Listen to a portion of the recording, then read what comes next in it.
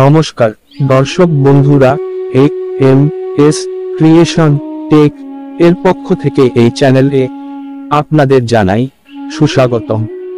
ভগবান শ্রীকৃষ্ণের বিভিন্ন বাণী ও গল্প এই চ্যানেলের প্রধান বিষয়বস্তু। আপনি যদি নতুন হন তাহলে চ্যানেলটি সাবস্ক্রাইব করার অনুরোধ রইল সকলের কাছে। তার জন্য অগ্রিম ধন্যবাদ আপনাদের। আজকে শ্রীকৃষ্ণের কিছু মহামূল্যবান বাণী আপনাদের কাছে তুলে ধরব, যা আপনাদের চলার পথকে সহজ করে দেবে। চলুন শুরু করা যাক। শ্রীমদ্ ভগবত গীতায় জীবনের আসল অর্থ ব্যাখ্যা করেছেন শ্রীকৃষ্ণ। গীতার বাণী সঠিকভাবে অনুসরণ করতে পারলে সাফল্যের পথের সন্ধান পাওয়া যায়। সেই কারণে আমাদের প্রত্যেকেরই গীতা পাঠ করা জরুরি, কারণ গীতার বাণী জীবনে সাফল্যের মূল ভিত্তি। আজ আমরা সেখান থেকে গীতার মূল 5টি বাণী তুলে ধরব। শ্রীকৃষ্ণের এই 5 বাণী জীবনে সাফল্যের সন্ধান দেয়। যখনই আপনি জীবনে সংকট বা সংশয়ের মুখে পড়বেন, তখনই গীতার বাণী আপনাকে আশ্রয় দিতে পারে।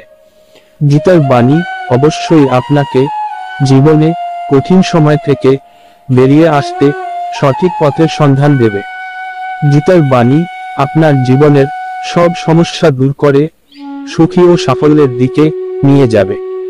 জেনে নিন গীতার এই 5 বাণীর কথা। তারা চিহ্ন জীবনে জন্মের মতো মৃত্যু অবধারিত। গীতায় কৃষ্ণ বলেছেন, যার জন্ম হয়েছে তার মৃত্যু হবেই। তাই মৃত্যুর কথা ভেবে আতঙ্কিত হওয়ার কিছু নেই, বা প্রিয়জনের মৃত্যুতে ভেঙে পড়াও ঠিক নয়। তারা চিহ্ন কোনো মানুষের সবাইকে সন্দেহের চোখে দেখার একটা প্রবণতা থাকে। কোনো কারণ ছাড়াই এরা সবাইকে সন্দেহ করেন, কিন্তু যারা অন্যকে সন্দেহ করেন তারা জীবনে কখনো খুশি হতে পারেন না। অন্যকে সন্দেহের চোখে দেখলে সম্পর্কের ভালোবাসা ও পারস্পরিক আস্থা নষ্ট হয়ে যায়। তাই গীতায় শ্রীকৃষ্ণ অকারণ সন্দেহ ত্যাগ করার পরামর্শ দিয়েছেন। তারা চিহ্ন ঈশ্বর আপনাকে সব সমস্যা থেকে মুক্ত করতে পারেন। সেই কারণে সব সময় নিজের সব কাজে ঈশ্বরকে স্মরণ করুন। গীতায় শ্রীকৃষ্ণ বলেছেন, যে ব্যক্তি ঈশ্বর চিন্তা করে জীবন কাটান, তিনি মৃত্যুর পর সরাসরি ঈশ্বরের কাছে পৌঁছে যান। তারা চিহ্ন আপনি যদি বুদ্ধিমান হন তাহলে নিজের বুদ্ধি কোনো ভালো কাজে ব্যয় করুন। নিজের বুদ্ধি কখনো কোনো খারাপ কাজে ব্যবহার করবেন না। কোনো ষড়যন্ত্রে কখনো নিজেকে লিপ্ত করবেন না। স্বার্থহীনভাবে সমাজের ভালোর জন্য কিছু করুন। এর ফলে আপনি সমাজে যেমন মান সম্মান পাবেন, তেমনি নিজের মনে প্রসন্নতা অনুভব করবেন। তারা চিহ্ন গীতায় শ্রীকৃষ্ণ অর্জুনকে সব রকম আসক্তি থেকে মুক্ত হওয়ার পরামর্শ দেন। কারোর প্রতি অকারণ মুগ্ধতা কখনোই কাজের কথা নয়। বিশেষ করে নিজের শরীরের প্রতি কোনো রকম টানা থাকা ঠিক নয়। এই নশ্বর দেহ একদিন পঞ্চভূতে বিলীন হয়ে যাবে। তাই শরীরের প্রতি কোনো রকম মোহ মায়া রাখবেন না।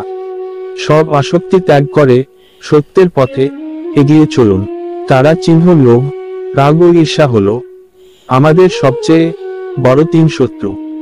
এই 3 শত্রু আমাদের নরকের পথে নিয়ে যায়। সেই কারণে লোভ, রাগ ও ঈর্ষা সম্পূর্ণভাবে ত্যাগ করুন। এই সব শত্রু নিজের জীবন থেকে দূরে রাখলে আপনি সফল ও আজ এই পর্যন্ত শেষ পর্যন্ত সাথে থাকার জন্য সকলকেই ধন্যবাদ। সকলেই ভালো থাকবেন এই আশা রেখে সকলকেই বিদায় জানাচ্ছি। পরের ভিডিও পাওয়ার জন্য অপেক্ষা করুন, আর সকলেই সুস্থ থাকুন।